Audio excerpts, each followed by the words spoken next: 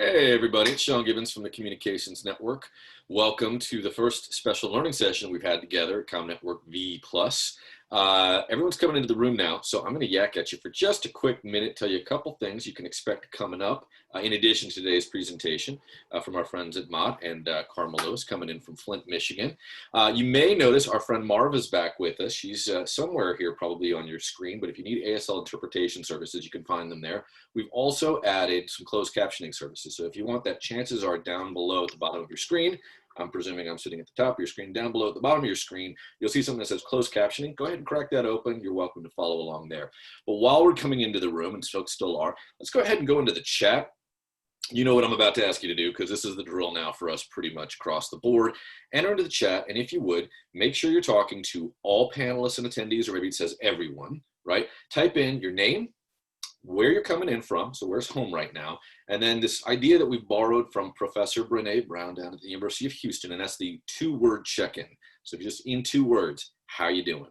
And let's be in conversation with one another as we get together. My colleague Tristan Mahabir, as he often does, is running the slide deck for us. And so Tristan, if you would, go ahead and just hop into the screen, go to the next slide. One thing we want to make sure you all are aware of is everything that we've created together over the last, now I guess over a month, you're coming up on a month, between V and V Plus is now up available online, and you can see how to get into all that stuff right there on the slide. And of course, we've been sending you a lot of emails. If you have any questions, just shoot us an email. Happy to help you, but you can find all that information in the app and elsewhere in your inbox. But everything you want to watch, whether that's that Stacey Abrams conversation with Nicole Hannah-Jones of the 16 Night Point Project that happened during V, that's up on comnetworkvirtual.org. You can also find there's a special page set aside for all the stuff that we're creating together. So most recently, that was that conversation with Mia Birdsong, and a little bit earlier on with Charles Vogel, the author of The Art of Community. And let me tell you a little bit before we get started here, what we've got coming up in the next couple of weeks. So Tristan, if you would, next week, we hope you're going to be able to make some time to join us. Incredibly excited about this. Evan actually participated in V, was a panelist in a session there, but he's going to be in conversation with the network's former board chair, Jesse Salazar. Evan, I hope, is known to many of you. He was the creator, founder, and the man who ran the organization Freedom to Marry, which did a really extraordinary thing and turned to a lot of communications research and science to drive the messaging around marriage equality, and of course ultimately broke through with marriage becoming law of the land in 2015 after an 0 for 32 experience at the ballot box before, what was it, Maine, Maryland, Minnesota, and Washington State finally broke through in 2012, if I'm remembering correctly. All right, so let's go ahead and jump ahead to the next one. Evan will be with us. That's going to be a fantastic conversation behind that story of how marriage equality happened. And then just before Halloween, if y'all are doing trick-or-treating, or whatever that looks like where you're at, we're open to ideas around here. Dr. Clarence B. Jones, who's a name that's familiar with you. His 90th birthday is coming up just in January, but he's going to be with us just about a week prior, a couple days prior to the election, to reflect on all that we've all been going through together over the course of this year, talking about the racial reckoning around this country and what's at stake in front of us as we head towards the elections, and some of his experiences from the civil rights movement. He's going to be interviewed by our friend Jennifer Oldham from the Healing Trust down in Nashville. We couldn't be more thrilled that Jenny's willing to do that, but that'll be a great conversation. So those are things that are coming up. But right now, just before us, I want to make sure that we make time for our friends Karma, Sarah, and Amy. I'm going to get out of the way. Sarah's going to take it from here. You're in very good hands. Again, if you need ASL interpretation services, Marva's here, so take a look for her on your screen. And then there's closed captioning available through the closed captioning panel that's also down at the bottom of your screen. We will take questions towards the end, if you would. Just remember, we're putting those in the Q&A box, and I'll scold y'all to do that a little bit later on, but look forward to this great conversation. A lot to learn from these folks, and it all begins, as all communication does, with listening. So Sarah, with that, I'm gonna start listening. Take it away, if you would. Yes, thank you, Sean. We are excited to be here. And my name is Sarah Shook. I'm a communications officer over at the Charles Stewart Mott Foundation, joined today with Amy Hovey, who is on our Flint program team at the Mott Foundation, and Karma Lewis, who is a Flint resident and also the president of Flint Neighborhoods United. So I'm very excited that she can join us here today. We have a lot of good things to share. So please feel free to ask questions at the end. We're really excited about the question portion because I know we're going to be going through quite a bit of information. But so this Focus on Flint project initiative honestly started about 2 years ago, maybe even a little bit before in this thought process, but it really showcases a great partnership between our communications team and our program team. And what we're hoping to share with you today is just kind of a little bit more about how this community engagement initiative really helped us connect with Flint residents, connect with the Flint community, and just kind of see what was so important to them to help us do our job better. So hopefully we can share some wisdom and talk through this together. Good afternoon. So happy to be here to talk about our Focus on Flint project. So why focus on Flint? Well, you know, it really comes down to us trying to do a better job at doing our job. Our overall goal is to increase the quality of life for Flint residents. And in order to do that job well, we felt like it was important for us to create a deeper relationship with the Flint community, with the residents that live here in Flint. We really wanted to create a more intimate relationship with them, so we would hear their stories firsthand. What did they think are the top priorities? How could we actually increase their quality of life? And what were their thoughts on how to funnel that money to different projects to make that happen? We also really wanted to take time to have them understand us a little bit better as well.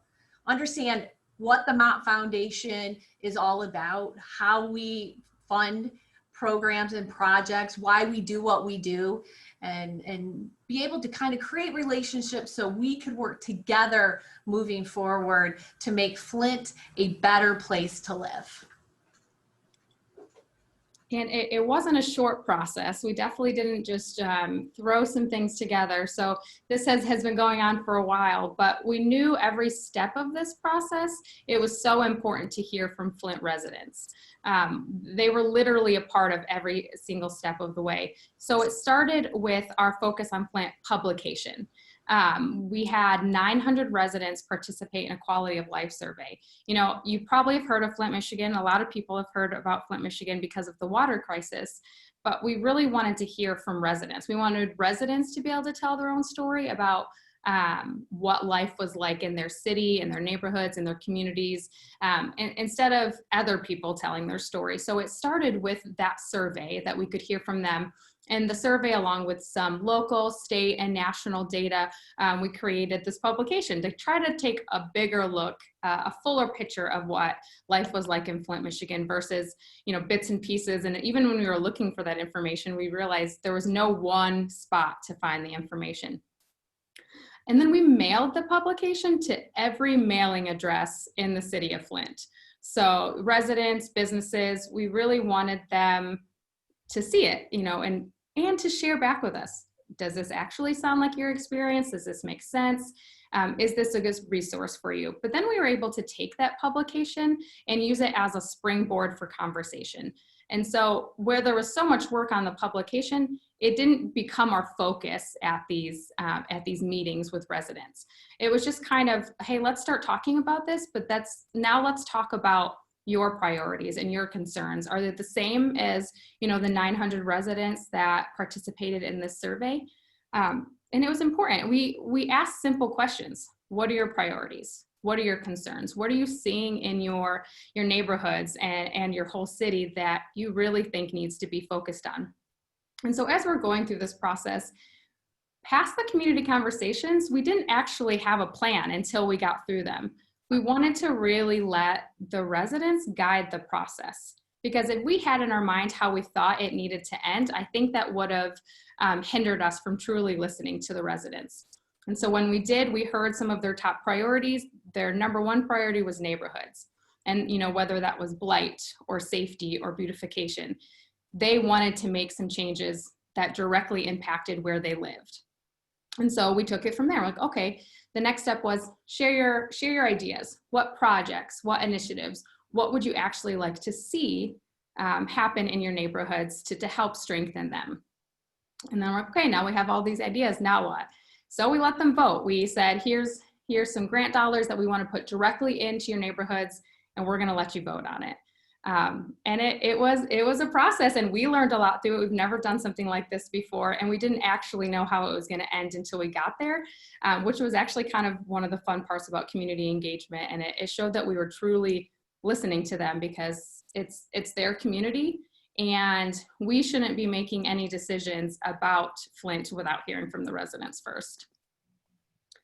And so I just talked a little bit about these community conversations, and they were the biggest part of this process by far. And obviously we still want to continue them, but we did 30 in about roughly 3 months' time. Between September of last year and November of last year, we held 30 community conversations. And it was a progression. We started small. We met with smaller, intimate groups of 8 to 12 residents, so we could really hear from them without residents and people talking over each other and not feeling like they were heard. And it was really community-led. We maybe asked a question or two and then just kind of let them go. But from there, we went into some larger community conversations where it was kind of an open invite to Flint businesses, business owners, and residents to really just hear from them. And those probably ranged from 30 to 50 participants. But then we ended in a really large community forum to kind of bring everything together, show what we learned, and then take the next steps. But even, like I said, the next steps always included feedback from them. It wasn't just us giving a presentation, it was continued feedback. And you'll notice here that we had about just over 400 participants, which to us, it seemed like we were meeting with a lot of residents, but 400 in the grand scheme of Flint's whole population is not a lot. So we know there's a gap, that we know we miss people. We know there's still residents we need to try to reach out to, but it was just our starting point. And we got surveys filled out at every point of the way. So not only are we talking to them, we're taking notes, we're listening to them, but then we also have records of, here are my priorities, here are what I want to do, because it's listening, but it's also collecting that data for us to use going forward. So going back to the beginning of doing these more intimate community conversations, it had really been a while since the foundation had participated in doing this in-depth of community engagement. So we knew we needed to take a step back and actually prepare. We wanted to include everyone on our team, have everyone involved, and we had a different amount of experience levels on our team with community engagement. Some people who had done a lot of community engagement and others who were pretty new to it. So we started with bringing in a group of women who included Karma, so we'll hear from her in a second, who really do a lot of community engagement in Flint. They understand the neighborhoods, they understand the venues, they understand the other groups and how they interact with one another, to help give us guidance on how we approach our more intimate conversations, to make sure that we didn't accidentally step on landmines that we didn't know existed, because we aren't out there every day knowing you don't want to put this person and this person in the same room together or you won't have a conversation. So they really kind of reviewed what we were thinking and helped us tweak it so that we would be able to do it better. One of the things they suggested, which was really just super helpful to us, was actually bringing in a consultant to give us training on how to facilitate these small group sessions. And it was really a little bit less about facilitation and a little bit more on how to really listen, how to meet people where they are in situations where they feel comfortable sharing their story, going to them rather than having them come to us. Also digging a little bit into implicit bias, helping us understand what implicit bias was, what we were taking into the room with our own implicit biases, and how we could remove that barrier and really open our ears and listen to what people were saying to us without trying to jump ahead of them. So we really took time to make sure that we were prepared for what we were getting ourselves into, and making sure that we had a process that was going to give us the results that we wanted to have. And, you know, Carmen, I think it would be helpful for the audience to hear from you as somebody who was a part of of that group that gave us guidance on your thoughts when we called you. How did you feel about being asked for advice, as well as some of the advice you gave us? I was actually excited, and I knew about all the work that residents had already been doing, so this was their opportunity to share that information that they needed for you to know. And the way I prepared for that is I actually contacted quite a few people after I had given you guys that neighborhood leaders list. And I let them know, hey, my foundation is going to be contacting you, because I knew that in the community, people don't expect to hear from anyone related to the Mott Foundation. So I wanted to let them know that you were going to get that call, and it's no joke. And so that way they would be ready, basically, for when you called. And I do believe it worked. Yeah, thank you. It was such a big help. And part of the preparation and getting ready was really talking about how we could reach as many people as possible. Karma mentioned the neighborhood leaders list that she gave us, and it was really important for us to be intentional about hearing from as many residents as possible, but also making sure it was a very diverse group that we were reaching. And so we knew we had people we heard from on a regular basis, and we knew we had our contacts in the community, but we really wanted to hear from voices that we hadn't heard before. And so we reached out to these neighborhood leaders that Karma and the other people of the group kind of helped us out with. And we asked them to come alongside us and be co-hosts to these smaller groups. And when they were co-hosts, we gave them the responsibility of inviting residents to join us. So we didn't have any hand in choosing who would show up to those meetings. It was really their decision, and that was great. I mean, we got a lot of voices we hadn't heard before. We got some critics, but even that was important to us to hear, and to hear how they felt about us, how their community. It was really important. And reaching out to them and getting that diverse group, some of it was on us as well. So it wasn't just having these in-person meetings. We have a lot of input areas online. We had our website that we created. We had a designated phone number and email in case residents were more comfortable with that. We also, most of our information, whether it be flyers or our update page or our emails that we sent out, were also translated into Spanish.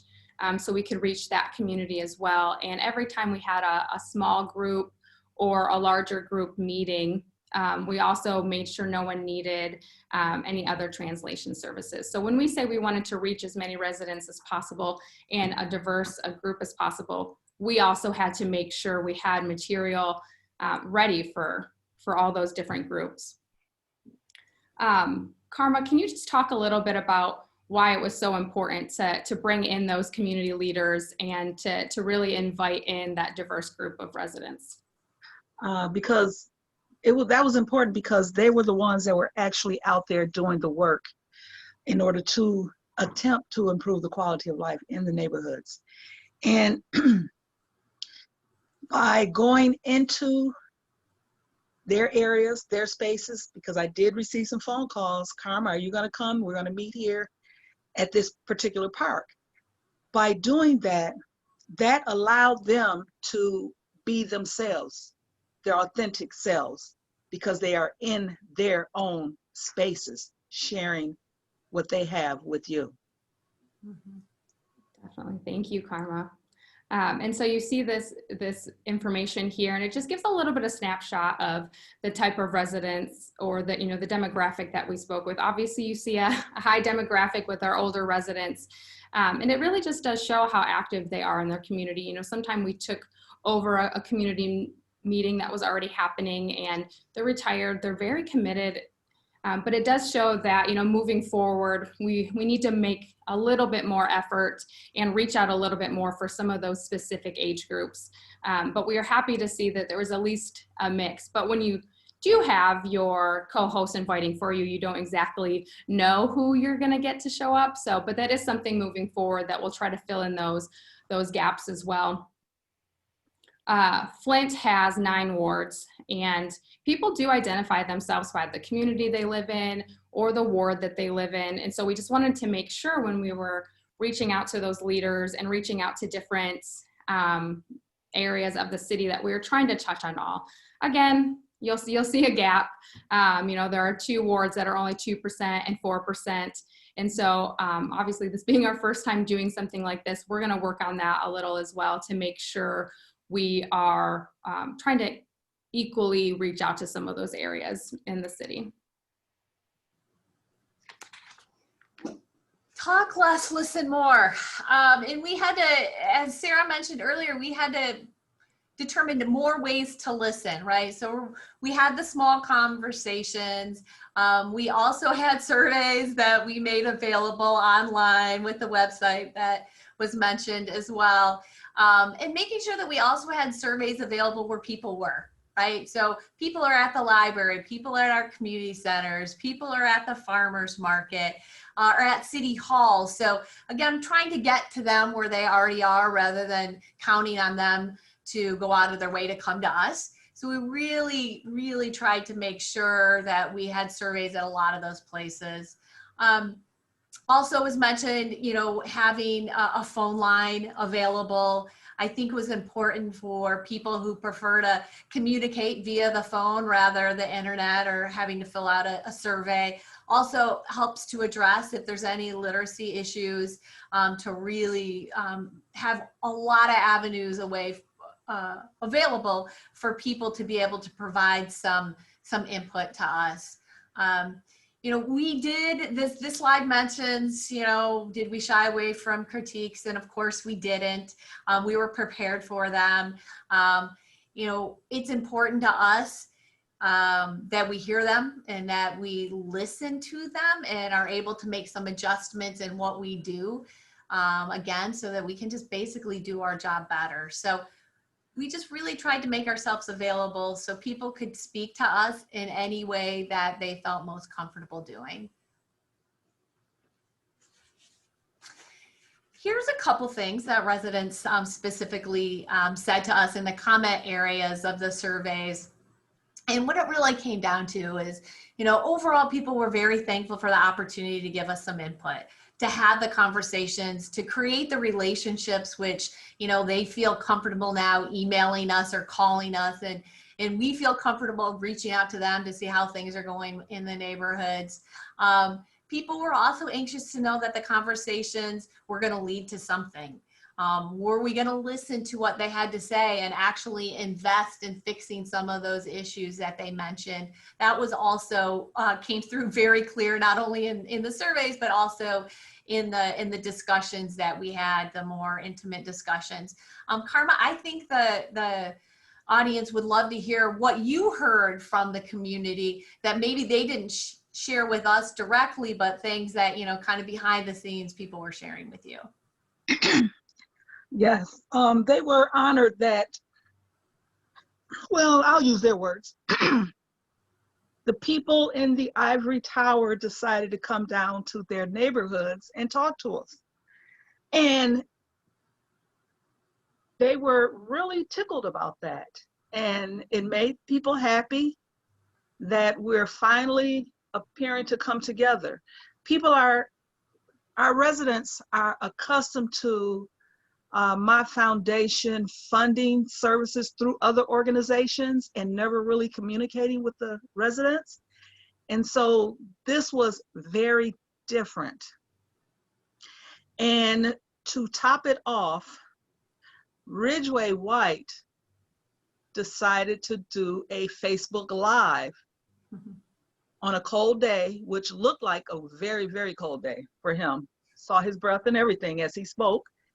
But he did a Facebook Live announcing that there would be a $1 million grant for Flint, and we get to decide how to spend it.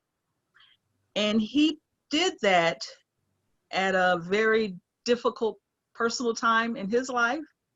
And people saw that. It was being shared around social media, and people saw that as him becoming more human in their eyes. And nothing you guys could have done could top that. Thank you, Karma.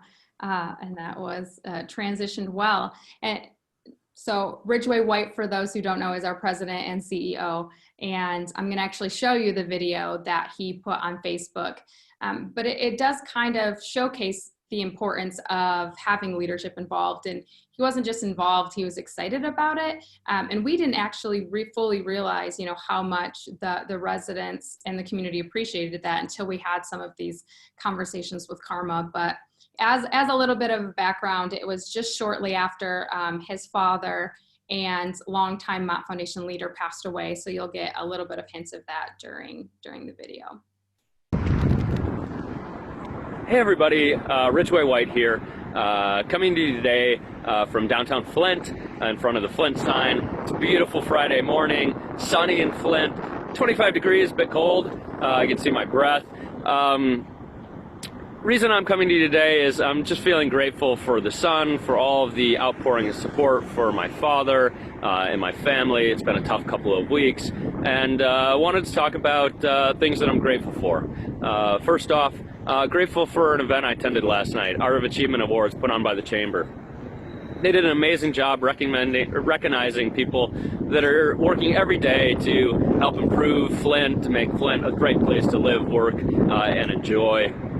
Also went to the Second City show at the Capitol. A lot of great comedians there. Need to get some more people out to the shows, but definitely great things occurring there. I wanted to talk to you a bit about Focus on Flint. It's been a while since I talked to you about what's going on. We've met with, had over 30 community engagement sessions, met with a lot of great people sharing ideas. Here's what we've heard. We've heard that people, number one, are concerned about blight in the neighborhoods. 2, safety. 3, economic development. And 4, education. So those are the top 4 priorities. This tomorrow on Saturday, November 9th, we've got our final sort of report out to the community, and that's what you're going to hear. But in honor of my father and things that are going on, wanted to create a little chaos today. And so what I'm going to talk about is how we can make this thing really come alive. And if you're like me, you've attended a lot of community engagement sessions and things like that, and you say, well, what's coming of it? And so here's my thought. Here's my thought. In honor of creating chaos, in honor of my father, we're going to roll out $1 million in community-driven grant making. And because the number 1 priority was neighborhoods and removing blight, creating safety, creating a great environment, improving neighborhoods, we want to hear your ideas. So go to focusonflint.org. And tell us your ideas. Tell us how we can deploy $1 million. And you guys are going to vote on this, do everything. Starting tomorrow, running into 2020, we're going to narrow down ideas, help work, and just listen to the community on how we deploy $1 million in the neighborhoods in Flint. So I'm excited to do this. My staff's going to freak out when they see this message on Facebook, but you know what? It's one of those weeks, and we got to do stuff like this. So we've heard you. Neighborhoods are important, and come tomorrow, November 9th. But also go to focusonflint.org and tell us how to improve Flint's neighborhoods. Thanks so much. Bye bye. So obviously it's not the highest quality video, but it didn't matter. We didn't know he was going to record it ahead of time, but it was perfect, and it really just shows that he was invested in it. And I think it also shows the importance of being authentic. I mean, he shared parts of his life that was happening, but he also shared why he wanted to do that. And I think that was a pretty big thing to include in this process. So he announced it, right? So we were gonna start having people submit ideas for what they would like to see happen in their neighborhood. And once again, we didn't fully know what this would look like, but we started collecting ideas at that forum. We had it set up online. We had different options around the city for people to submit those ideas. Obviously, this was pre-COVID when things were open and community centers were open. But overall, we had 440 people submit 625 ideas, which is a lot of ideas. So we're like, great, what do we do now with all these ideas? We were able to take that list of what residents gave us and create a list of 70 potential projects from what they gave us.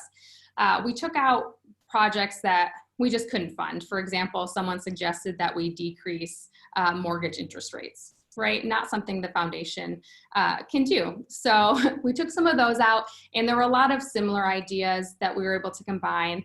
We kept the ideas that were very specific, maybe on a certain building or a certain part of the community, but we were able to come up with a list of 70. And we're like, okay, this seems good. Hopefully residents don't they don't seem overwhelmed.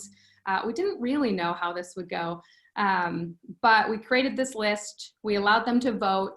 They could give up to 10 projects, and then they actually got to distribute the $1 million, right? So they got to play around and adjust how much they gave to each project until they hit $1 million. They had to hit $1 million, and they couldn't go over $1 million. So it was kind of a game, and it helped them, I think, understand how far 1 million would go. And I think the really important part about this voting process is we said we would, I have 7+ here because we were able to fully fund 7 ideas and then a portion of the 8th until we hit $1 million. So when we got our top ideas, we took the average amount of how much people gave for that project. And we could have been like, okay, let's round up, or this would work for this, but we didn't. Instead, we took exactly what the residents told us, and we said, here's what we're funding until we hit $1 million. So that fully funded 7 plus a little bit of the 8. And I think the important part about that is it really showed Flint residents that their voice and their vote mattered. We didn't tamper with it. We didn't mess with it. We just kind of said, this is what you voted, and here it is. We still have a version of the voting platform up, and I'm going to show you a quick video that just kind of showcases it a little bit, but you'll also see the URL. So you'll be able to go and check it out with the password if you just want to play around with it. It's the exact version, it's just hidden now, so it's not public, but you'll see they could pick their ideas, move the amount, the cursor, how they saw fit. They could only give up to 250 per project. Some projects started at 5, some projects started a little bit more than that. For example, to take down a house, you need at least 15,000. But Karma, as a resident, do you think people had fun with this? Do you think it was a lot? We weren't sure if it would be overwhelming or not. People were surprised. They had fun with it. I had a couple of people say that they went, took a look at it, had to stop and go back at another time in order to focus on it a lot better. So people appreciated that their input went so far. No, that's great. And like I said, this is the first time. We didn't know exactly, and if we do it again, it might look different, but we just thought it was important for people to say how they wanted the money to be distributed. And something else cool about that is, we say we funded 7+ projects, but there are many projects on the list that didn't make those top that we're still looking into. So it's not like we disregarded some of those because they didn't make the cut. So there are still a lot of projects that residents said they were important to that we're looking into. We learned a lot. We went in really just trying to get more information, create the relationships so that we could do better at what we're trying to do. And I think we are doing better because of taking the time and listening and reacting to what we heard. As Sarah said, we couldn't fund every single idea that came in through that $1 million granting process, but we're certainly taking that into consideration, some of those ideas as we plan for our giving this year. There were a few grants that immediately, based on hearing the suggestion that we were able to award, people love to be heard. Sarah, what are your thoughts? Like, what are some of the things that you thought we learned? People liked the opportunity, I think. No, I think you're right. And I don't know why I should be surprised by this, but I was pleasantly surprised that people didn't hold back. Like, they told us exactly what they felt. And I don't think we were surprised by what they told us, but it was refreshing that they could open up to us, because, they shared their frustrations, and sometimes it may have seemed like their frustrations were toward us, but they weren't. They were just happy that people were listening. And there were a lot of other organizations in the community, other foundations that were also doing these sort of community conversations. So we for sure were not the first. We may have been, one of the last to do these, but they still appreciated being heard. But then they made it very clear that they wanted something to happen next. So that was always in the back of our minds, that, something had to be done by the end of this. Right, which I think kind of takes us to the next slide of challenges, right? If you're going to have these conversations with folks in the ways that we did, and really do this comprehensive of an outreach, and we want to know what you want, you have to be prepared to act, right? Like, I think of the challenges is making sure that people feel the impact. $1 million seems like a lot to most community residents in Flint, but $1 million doesn't go that far when you're stretching it over 7 projects across an entire city. So I think, and that's where communication comes in, I think, in a pretty big way, is communicating what's being done if people can't walk out the door and see the immediate impact of that. I think, continuing the conversations is vital. To be authentic, it can't be just a one time, we want to hear what you say today, but we really don't care what you're thinking tomorrow. No, we have to be dedicated to doing this. And I know that we are as a team, but it is a big time commitment, and it's worth it. I'm going to tell people out there who are considering doing this and at their own foundations, it's definitely worth it, but you just have to be ready for the time commitment that it takes to do the job well. Right, and I think it's not even the time commitment to do it, but we got a lot of data and a lot of information from this, probably way more than we thought we would get. So it's making sure to put time aside after these community conversations and these engagement sessions to know, okay, we actually have to look at all of this strategically and really take the time to understand what we heard from residents, because a lot of times they talked about neighborhood differently than we would have talked about neighborhood. They see it as their street across from their house and their immediate everyday, kind of environment. So it's really being able to analyze what you're getting from this. Part of the session, really is to talk about why community engagement should not just be a one-time project, that it needs to be an ongoing initiative. Karma, as a resident, as well as, kind of a community advocate, from your perspective, why is this so important for us to not stop here? Wow. Being engaged with the community is necessary in order to continue to move forward, because the way things happened before, without community engagement, you're relying on someone else to tell our story, and they may not have all the facts. So coming straight to us, getting it straight from the horse's mouth, is always beneficial. And I believe the Flint community may be ahead of the game when it comes to community engagement, because of what we've dealt with from the water crisis and before the water crisis. People had been tired of the same old, same old. So residents started to speak up and speak out. And so by the time Mott Foundation approached us, they had already been talking. So it was quite natural for them to share more with you, because they didn't know when that next time may come. But as long as you keep up with that community engagement, you'll find that trust grows.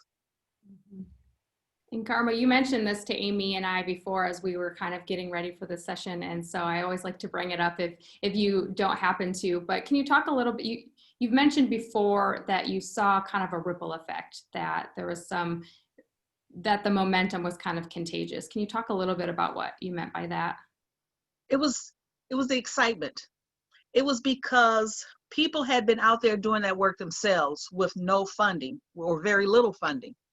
And my foundation is kind of thought of as Flint's grandfather or father. And once they say they're going to do something, people tend to believe it. And then other organizations kind of hop on the bandwagon in order to start focusing on whatever it is that my foundation is focusing on. And they are also approaching these residents and community groups asking, what can we do? Can we help do this? And they're coming from outside the county also. So that it's a beautiful thing. Thank you, Karma. Well, and we're all here because we're communications professionals. So there was a lot of communicating to be done during this process. I don't think I fully realized it when I started working with the team on this, but it was so important. So yes, we're going to listen to the residents, but making sure to continue to update the residents was very important, because they made it very clear that they didn't want you just to listen and then go away. So we could have been doing things in the background, but maybe they didn't know about it. So what feels like over communication isn't. So that's just a very important part to think about. If you think you're over communicating, you're putting too much out there, you're not. Because residents want to know that you're still working on it, that you haven't forgot about them, that you heard them. And so there's just a lot to be done with that. I think there's probably more we even could have done. But our focus on Flint.org website was very important. We made sure to keep all of our updates in one place. But we also, as we went throughout this process, we collected anyone's email who wanted to give it to us. And we would put an email blast out to them first. So before we put something on social, before we put a press release out, before we put it out to anyone else, we put it back to our residents who have been involved in the process the whole time. So that was important. But it was just, I don't think I could have realized how important it would have been in the process. So don't discontinue that while you're listening. Make sure to also continue to talk back with them. If you want to see any of the things that we've done, please feel free to check out focusonflint.org. I just wanted to show you one quick section. This was kind of our updates page. And you'll see everything from the latest all the way down to the first kind of update. So if someone's very new to the process, they can see where it all started and kind of how it went. And this website kind of, it adjusted as we went. It didn't start off like this. We had more pages. We had, so feel free to see what works best. So, how were residents wanting to digest the updates? How were they wanting to hear from you? We kind of, had to figure it out as we go, but don't underestimate your role in this. Even though we're saying listen to the residents, make sure communications is in there, every step of the way as well. Now I think we're going to take some questions. And we have a number of them. All right, so let's get to it. And folks, you can put your questions in a Q&A box, which is adjacent to the chat. You all know this. And then you can also vote for questions. So that's what I'm going to use to guide what we get to. I think we have 7 in there right now. First one comes from our friend Susan Kirkpatrick, who asks, was there a particular event, a situation, or some sort of community issue that spurred all this work to begin with? What made you all start taking this step forward?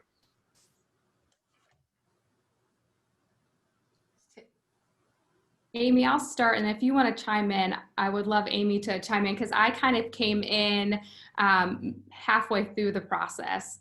So, but I do know a big part of it was seeing how everyone else was talking about Flint. And we had national news and state news all talking about the Flint water crisis and what that was like. And we wanted them to have a chance to tell it too. And so Ridgeway kind of was inspired by another publication out of Canada, actually. And it really inspired him to say, hey, we can do this in Flint too, and allow residents to be able to tell a little bit of their story. Amy, I don't know if you have some more input to that. Yeah, no, I mean, that's basically it. I think we had a change in leadership at the foundation, and we had a relatively new president when he got his legs under him, really wanted to talk to the community, really wants to have those one-on-one conversations. I mean, I think he would do it all himself if he could, Obviously he can't, and he's using his team to make that happen. So it was really, you know, a mission from our leader to make this happen. And it was just very smart of him. So sort of a related follow-on, were there any, you just mentioned a source in Canada, but were there any other organizations that you look to as models or guides? As you're talking about this, it reminds me of the Brooklyn Community Foundation's work, their moonshot that they did, sort of similarly, where they wanted to go ahead and make sure that the residents were actually guiding the giving of funds. Were there any examples that you all looked to, or folks you spoke to? Yeah. Sarah, do you want me to take that? Yeah, go for it. Yeah, so we were lucky. One of our colleagues, Jennifer Acree, was actually a part of a foundation group about doing community engagement, which I believe was led by the Ford Foundation. I could be wrong on that, but I believe so. So she was really pretty intimately involved with that group and their learning and learning from them. So we were able to kind of take what the best practices were, learned from that group. That was super helpful to us. And as well as our own community foundation. I know that popped up as a question as well. And our community foundation in Flint also does a lot of community engagement. And so they were part of our team of advisors to help us figure out the best way to get it done. Sarah, anything to add there? Nope, I think she covered most. You got it? Okay, so Jessica, our friend Jessica Scadron, has a question. She asks, were residents compensated in any way for their time? They weren't. You know, we went back and forth, and it was just, they were excited to talk to us more than we thought, to be honest. We did make sure there was a dinner, and we always ask the co-host dinner or snacks or, you know, whatever it might be. But we definitely had the conversation, and we weren't against that. It just, we had some great groups of residents that were excited to talk to us, but we did always make sure there was a meal or a snack, something to make it worth their time to come to us. And kind of something fun with that is we always reached out to the co-hosts and said, who would you like? Is there a local neighborhood restaurant that you would like to support? And so we obviously covered all of that, but for these rounds, they weren't compensated, but we're definitely not against, you know, say a farmer's market gift card or things of that matter. Compensation was not necessary. When we're talking about improving our quality of life, we can wait until that happens for our compensation. So as far as a gift card, I mean, thanks for feeding us, but we're looking forward to the improvement. Carmen, that's a question. Maybe we can go a little bit deeper there, because there's been some conversations within our field, within the sector, about this idea. Is it ethical to ask people to give you their time if you are not compensating them? But your immediate kind of answer is no. Talk to me a little bit about that, if you don't mind. Well, I'm not sure about other communities, but here in our community, we've had people out there doing the work themselves in order to try to maintain properties that's owned by the government. They're trying to make sure trash is picked up and down the street. They're trying to make sure our neighborhood is well lit. And a lot of people are doing that on their own. So when another group or foundation comes in and say, hey, we would like to help you, talk to us, let us know what you need, we're going to start running our mouth. So we're not even, I'm not personally, I won't even ask, what is it in this for me? Because I'm thinking what's in it for me is not to have to go out there and cut all of that grass. It's good sense. And I know the folks who are closest to the challenges or the opportunities sometimes are the folks you need to be talking to. So it's kind of you all to make the time for everybody. Our friend Maura has a question. She asks, what % of the foundation's giving is 1 million? Is this in addition to the annual funding from the foundation, or is this part of an annual distribution level? And forgive me, Maura, if I somehow bungled that question. Overall, it's a very small percentage of our giving, because we don't just give to Flint, or we do international giving at the Charles Stewart Mott Foundation. But it was in addition to our budget for the Flint giving. So we did not take that out of money that we would typically give to Flint. It was in addition to what we typically give to Flint, or what was budgeted to give to Flint. Yeah, that's a very good point, Amy, and I was going to make it if you didn't. But yeah, it didn't take away from any of the grant making that was already being done in Flint. And there's even some grants that we've done recently that were right along what residents were telling us they wanted to see happen. And so we make sure to say this is in addition to the 1 million. You know, it didn't take away from the 1 million, and it didn't take away from our normal grant making. So it was definitely a special initiative that we wanted to see how residents wanted to see where that money could go. But it didn't take away from things that were already done. And I got to say, I think that's important, Sean. It's important because you don't want your current grantees and current programs to feel threatened by the community giving, instead being welcomed for that, because, you know, that's easy to happen because your current grantees are your voice typically for what needs to be done in the community to increase that quality of life. And because we were doing something new and different, we really did not want people to feel like, oh, well, we don't think our grantees are telling us the right thing, or they're going to lose money based on what the community tells us they want. We really wanted to feel like something added, something in addition to. Right. And since I'm going to take the privilege of a question, because I know we still have about 10 minutes left, so we'll get to as many of these as we can. But the audience here is mostly folks who are doing communications work. What skills did you have to bring in, or what things did you have to learn? It's possible you may not have been so good at one thing or another, whether that was building a brand new website or hosting events. These are difficult tasks. They sit inside of communications departments.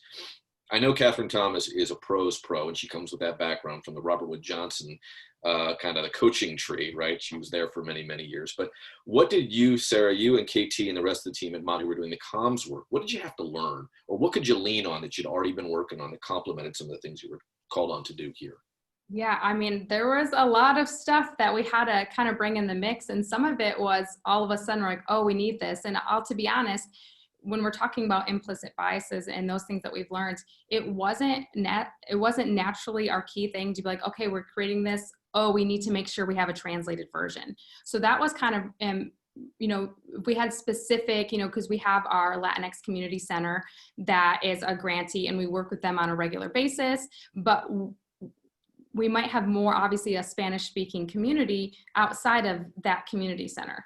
So it was really just making sure when we created one piece of information that we're creating multiple versions of that. So we're reaching more of our community. And we built a microsite. So Macy on our team worked with another company to help bring that in. It was very fascinating as a communications professional that deals with a lot of writing and materials. I had no idea the work and time that it goes into creating that new microsite and the voting platform. So that's kind of a bit of advice. Give yourself extra time, because if you want to get something up quickly, it may or may not happen. So that was kind of something we had to retrain ourselves. I couldn't personally speak to how long it would take to put something on the new site. So we had to make sure we gave us plenty of time, or just kind of dial back our expectations for how quickly, because we're ready to move as communications professionals. Let me write this press release. Let me write this email. Let me update this on, you know, this text on the website, or share some photos. But there's a lot more moving pieces when you're trying to make sure you're translating everything into Spanish, that you are making it available not just online, but in person, and maybe some flyers, and getting it to community centers. So I think that was the biggest thing for me, I think, was just trying to figure out, do we have a version of this in a way that will reach every part of our community? And we had community members said that we get a lot of our information from a specific TV station. So we needed to make sure, you know, they're watching it in the morning. So they may not be, you know, reading it. So just hearing how they get their information. And we did ask that question on the survey. So we knew if we wanted to reach the community, how do we do that? So it was just that sort of mindset of making sure you have multiple versions of what you're sharing back. Karma, I'm going to put you on the spot. How'd they do? How are the communications coming out of our friends from Mott? Oh, they did great.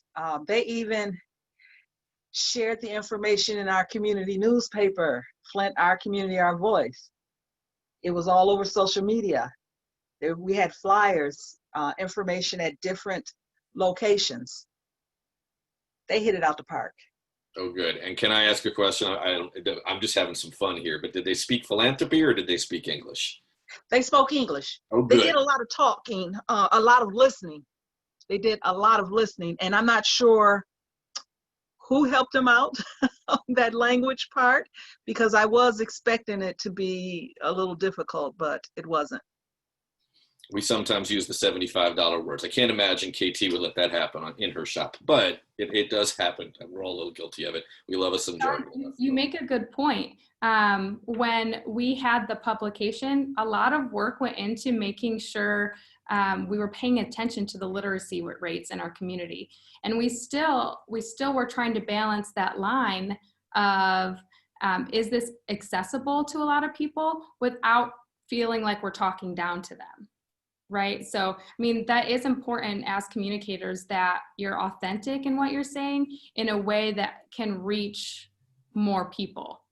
But, you know, we still don't know if we reach that with the publication. You know, maybe we'll do less words, more graphics, but you want to make sure you're reaching the community, paying attention to literacy rates and bigger words that you might be using that you don't think anything of. So it's important to bring community members in for that as well and read what you're putting out there to make sure it is accessible.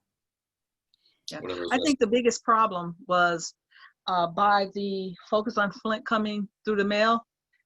Some people even admitted they just kind of tossed it to the side as though it was junk mail. So that was one of the issues that I noticed. But once we actually explained what it was, they went back and grabbed it. A couple more questions from our friends. Allison asks, did you feel it was important for you to signal that your foundation was permanently changed by your listening? So I presume this was not the first time that Mott has gone out to the community to do some listening. You're doing a lot of work in the community there, but how were you changed, or how's the organization been transformed? How's Ridgeway perhaps been transformed by this? I mean, I think the proof is in the pudding, Sean. I mean, really, it's not about what happened yesterday, but it's about what happens tomorrow, right? I mean, I think we'll know, we feel changed, certainly, and I feel like we are dedicated to this changed approach in some of our grant making, but we have to make that happen. And I think the community, why we've worked so hard to build that trust and that understanding with them, we have to continue to do this. I think Ridgeway and our entire team have a better understanding of what's really important to the community residents in Flint.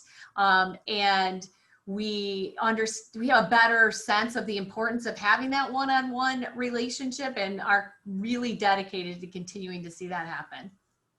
Yeah, I would agree with Amy, but I mean, we still have a lot of work to do. I mean, you saw in one of the slides, we reached 400 people.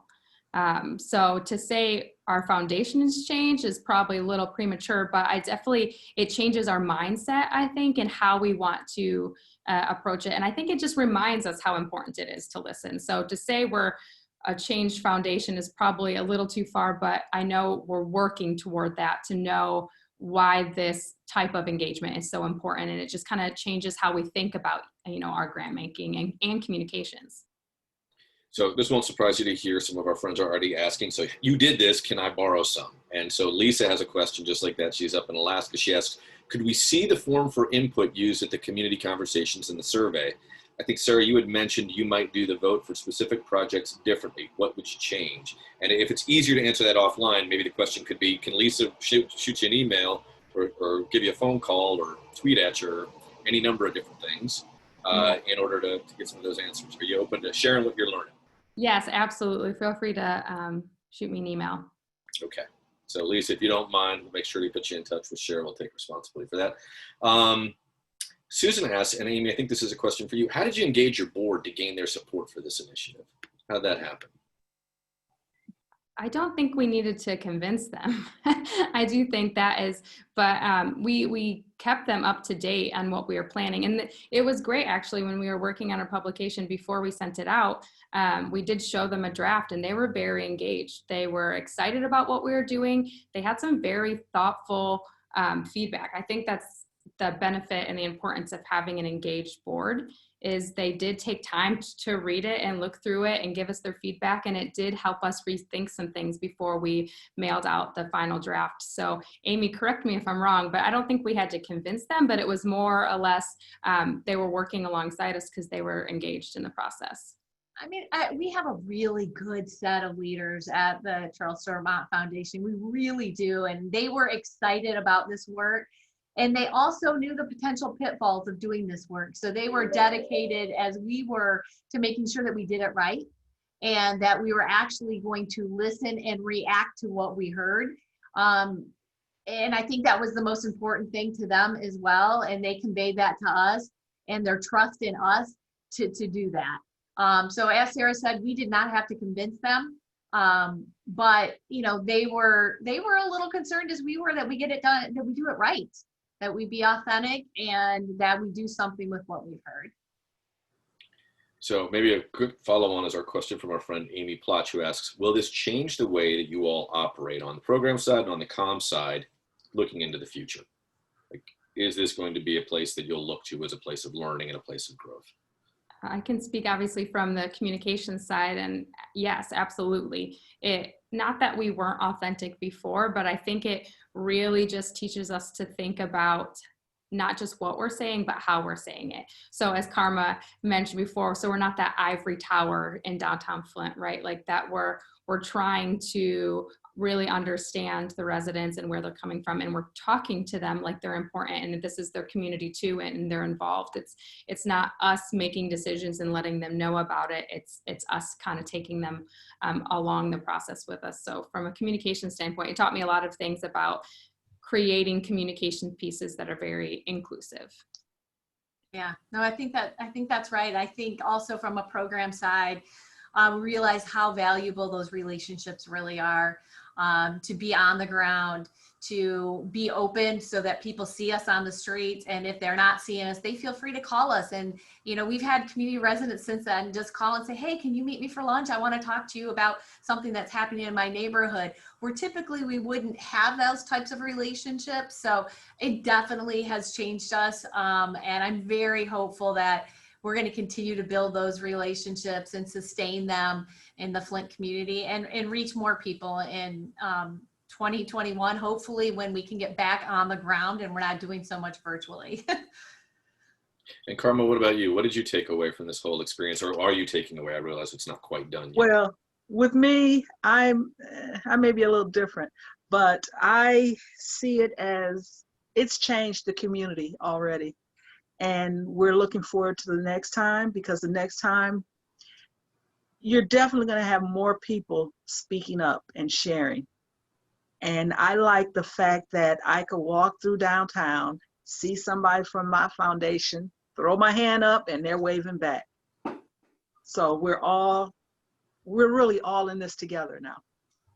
It is amazing what a little bit of trust and kindness can do, right? And with that, maybe I should say thank you. We are now over time, and I want to be respectful. I know other people have things they got to get to, and you all, Amy and Sarah and Karma, have been incredibly generous and kind with your time to share what you've been learning. It's a wonderful story. We're incredibly grateful. And if you don't mind, on behalf of everybody who's able to be with us, thank you. We will have a recording available up online fairly soon, so you can share it out. And I suspect, are you all open to it? Karma, I'm going to include you here. Do you all mind if people reach out and ask a few questions if they have them? No, not at all. Absolutely. Nodding. Okay, well, I'll take that as a yes. Thank you very, very much. I have a couple quick things just to remind you. If you were late to join us, Tristan, if you'll throw up the slides real quickly, just want to remind everybody, we will be back next week. Jesse Salazar will be in conversation with Evan Wolfson. It is not hyperbole to say that he changed America. Evan was the person who was principally responsible for reshaping, using communications research, reshaping the way that the fight or the conversation or the movement towards marriage equality occurred. Deep, sort of interesting ways of pursuing all that research, which he's going to talk about with Jesse Salazar. That's next Thursday, so just a little bit over a week from today. And then a little bit later on, you'll see it there, Dr. Clarence B. Jones, who helped to write the Dream Speech with Martin Luther King. And Karma, if you'd like to join us for this, you are more than welcome. Dr. Clarence B. Jones, who helped to write the Dream Speech with Martin Luther King, is going to reflect on what we've all been learning across the span of this year, which has been a difficult year for so many different reasons. But we're going to talk about that, as well as the vote and what's up ahead and how people can exercise their voice and use their power. So that's happening with Jenny Oldham leading that conversation, our friend from Nashville. And that's just about 2 weeks from now. That's October the 29th. And still more to come. Really exciting stuff ahead between now and December. Hope you all are well. Stay well. We'll see you all soon. And thanks very much for making the time, all of you, but particularly Amy, Sarah, and Karma, and Marva as well. Thank you, everybody. Bye.